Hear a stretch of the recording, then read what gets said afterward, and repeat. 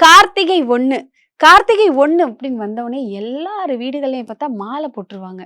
அந்த 1ஆம் தேதியே நிறைய பேர் வீடு வாசல், கடல் வாசல்ல எல்லாம் விளக்கு ஏத்திருவாங்க. ஸோ அந்த விளக்கு மத்த நாள்ல ஏத்துறாங்களோ இல்லையோ, இந்த கார்த்திகை மாதம் 30 நாளும் சில பேர் மார்கழியும் தொடர்ந்து ஒரு 48 நாள் மண்டலம் மாதிரி வந்து விளக்குகள் வப்பாங்க. ஸோ இந்த கார்த்திகை மாதம் விளக்கு எதுக்காக ஏத்துறாங்கம்மா?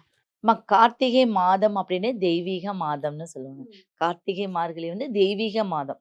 அது வந்து 9, 10 நம்பர் ஆஃப் வந்து பார்த்தீங்கன்னா, சித்திரை வைகாசிலேருந்து 9வது மாதம். அப்புறம் வந்து மார்கழி. 9 பாக்கியம். ஒரு வளர்ச்சி அப்படின்னு சொல்லுவாங்க.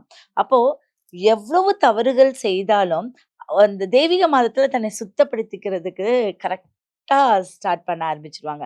வீட்டோடைய அமைப்பும் சரி, தன்னை கரெக்ட் பண்ணிக்கிறது. ஒரு விஷயத்துல வந்து அவங்களுக்கு விட முடியாத ஒரு செயலெல்லாம் இருக்கும். அப்ப அதுக்காக மாலை போடுறதுங்கிற ஒரு கான்செப்ட்ட கொண்டு வந்துட்டாங்க. ஸோ நம்மள சுத்தப்படுத்திக்கிறதுக்கு மாலை கண்டிப்பா. நம்ம தெய்வத்த போய் அணுகுறோமோ இல்லையோ, தன்னை கட்டுப்படுத்திக்க கூடிய ஒரு விஷயத்துக்கு மாலை போட்டுக்கிறாங்க. அப்ப அவ ஐம்புலன்களையும் கட்டுப்படுத்தி ஃப்ரெஷ் ஆயிடுறாங்க.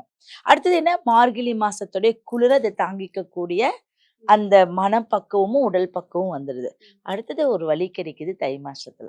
அப்ப இந்த இது தெய்வீக தை மாதம்னு சொல்லலாம். பிறந்தால் வழி வழி பிறக்கும் பிறக்கும். அந்த மாதிரி. அப்ப இவங்கள சுத்தப்படுத்தி ஃப்ரெஷ் ஆயிடுறாங்க.